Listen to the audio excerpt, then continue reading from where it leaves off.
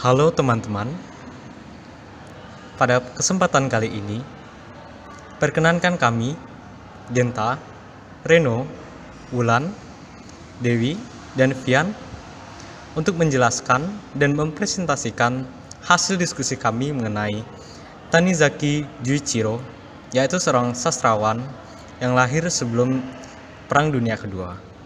Baik, langsung saja.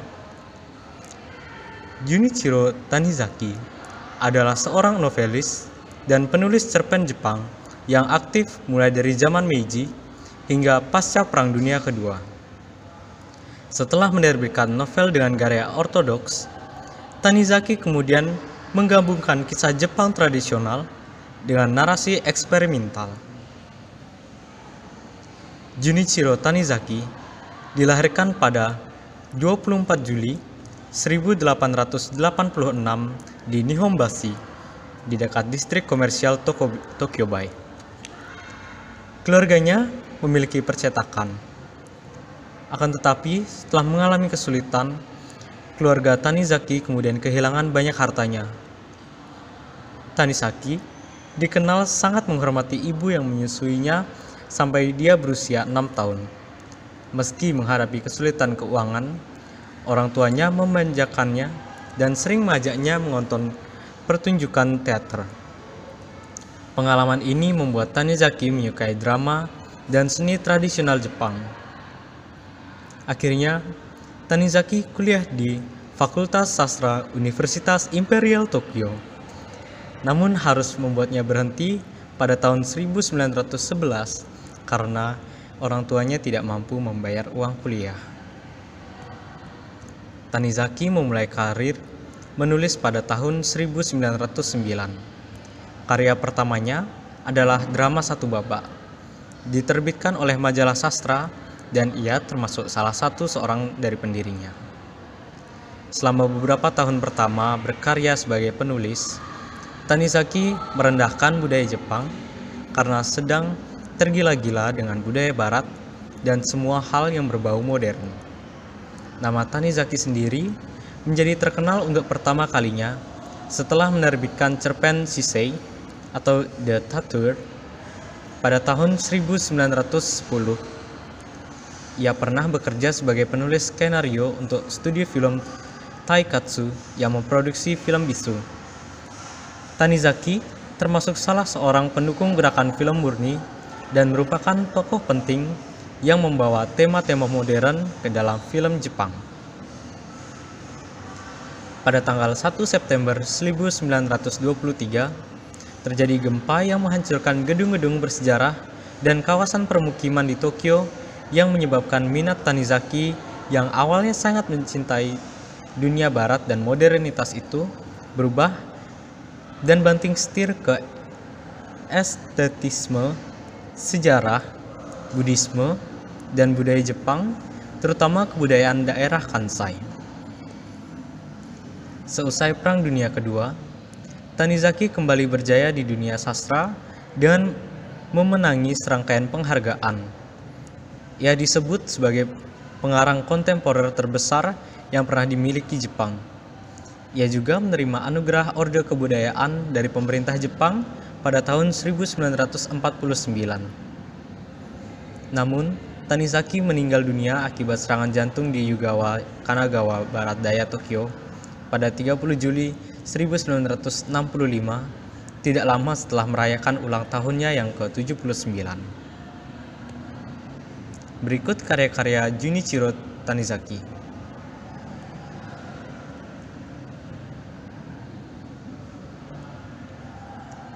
In Praise of Shadow adalah esai yang diterbitkan pada tahun 1933 tentang estetika Jepang oleh penulis Jepang Junichiro Tanizaki. Mengkaji dasar intelektual dari tradisi estetika Jepang, membedakannya secara luas dengan dasar pemikiran Barat. Sementara dia menggambarkan Barat sebagai negara industri yang tinggi, dimotivasi oleh sistem kapitalis yang menempatkan nilai pada komoditas dan benda nyata lainnya. Tanizaki berpendapat bahwa masyarakat Jepang sering menempatkan nilai pada negasi dari objek-objek ini, bayangan mereka. Bentuk dan pola bayangan, semacam ketidakhadiran positif, sangat penting untuk figur kecantikan Jepang. Tanizaki menggambarkan polaritas yang mendasari perbedaan antara estetika timur dan barat. Ia mengkritik barat yang berusaha mengubah realitas menjadi cita-cita mentalnya. Sebaliknya, tradisi Jepang merangkul ketidaksempurnaan dan hubungannya dengan berbagai identitas dan pengaruh masa lalu yang darinya ia muncul.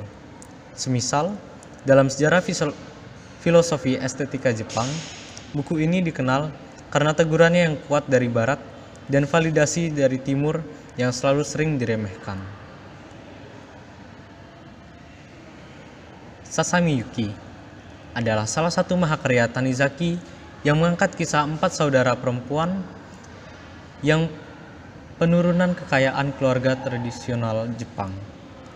Sasami Yuki adalah novel berseri yang diterbitkan pada tahun 1943 hingga 1948, bercerita mengenai kehidupan keluarga Makioka yang kaya di Osaka dari musim gugur tahun 1936 hingga April 1941, dan fokus pada upaya keluarga untuk menemukan suami untuk saudara perempuan ketiga, Yukiko. Ini menggambarkan penurunan gaya hidup keluarga kelas menengah atas pinggiran kota.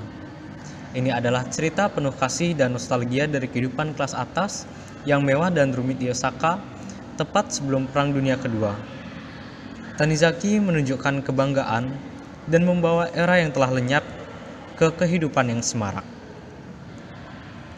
Kemudian, Naomi adalah salah satu karya Junichiro Tanizaki, berupa kisah lucu tentang obsesi satu orang dan perhitungan brilian dari kebingungan budaya suatu bangsa. Novel ini mulai ditulis pada tahun 1924 dan di bulan Maret hingga Juni, beberapa bab dari seni ini dipublikasikan oleh Osaka Asahi Shimbun. Pada tahun 1925, novel ini pertama kali diterbitkan dalam bentuk buku oleh Kaizosha. Ketika Joji yang berusia 28 tahun pertama kali melihat nelayan remaja Naomi, dia langsung terpesona oleh penampilannya yang eksotis dan hampir bergaya barat.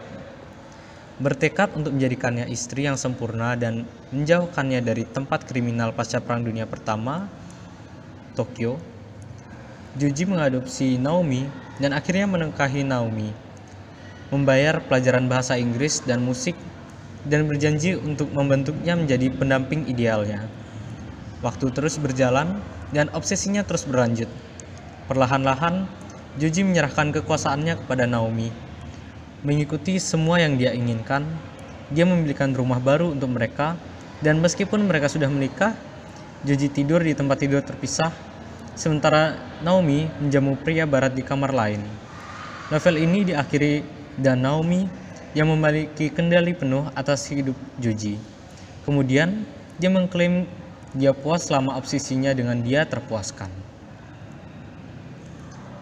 Kemudian, Takedo Mushi adalah sebuah novel karya Junichiro Tanizaki yang dipublikasikan pada tahun 1928 hingga 1929 sebagai serial koran. Konflik antara budaya tradisional dan budaya modern Jepang menjadi inti dari novel ini. Kaname adalah seorang pria modern yang sombong yang hidupnya dalam pernikahan modern. Pernikahannya dengan istrinya tidak bahagia dan mereka tidak tertarik secara seksual dan merasakan ketidakpastian yang menyiksa tentang apa yang harus dilakukan. Dia dengan gagah berani membiarkan istrinya menjadi kekasih pria lain. Karena hal itu, Kaname secara bertahap mundur ke dalam perlindungan ritual tradisional. Sikap dan Srela akhirnya bercinta dengan Ohisha, wanita tua simpanan ayah mertuanya, saat ia meninggal dunia modern sepenuhnya. Karakter novel lainnya termasuk istri Kaname, kekasihnya, ayah mertuanya, dan bahkan kota tempat mereka tinggal, semuanya melambangkan cara hidup modern dan kuno di Jepang. Ironi, erotisme, dan psikologi Tanizaki yang khas menjadikan Takedo Mushi bacaan yang luar biasa menarik. Baik, sekian dari presentasi kelompok kami. Terima kasih sudah menyimak dan sampai jumpa di kesempatan berikutnya. Terima kasih.